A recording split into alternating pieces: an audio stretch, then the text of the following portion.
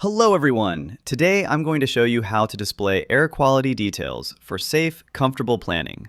Let's get started.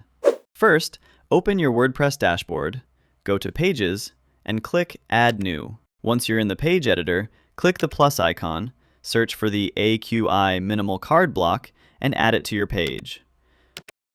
With the block selected, head over to the Settings panel on the right. Under the template option, you'll find 6 different layouts. Just choose the one that fits your design best.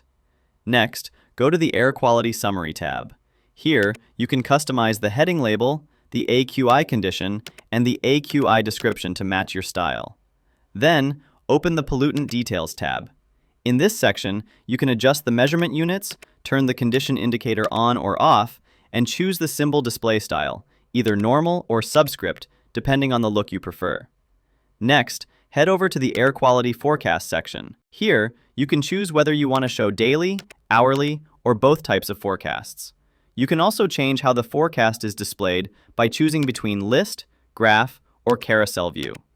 You can display up to 4 days of forecast data and up to 96 hours of hourly forecasts, giving your visitors a clear picture of what to expect. Now let's move on to the AQI Detailed Air Quality block. You can add this block to your page the same way I showed you earlier. With the block selected, go to the Settings panel on the right. Here, you'll see 2 templates. Just choose the one you like best. Your visitors will also see dynamic colors based on the air quality of the location they select. Most of the settings are the same as before, including the air quality summary, pollutant details, and air quality forecast sections. However, there are a few new options here. For example, you can change the pollutant icon to match your design. Just click Style, and under Pollutant icon, choose the icon style you like the most.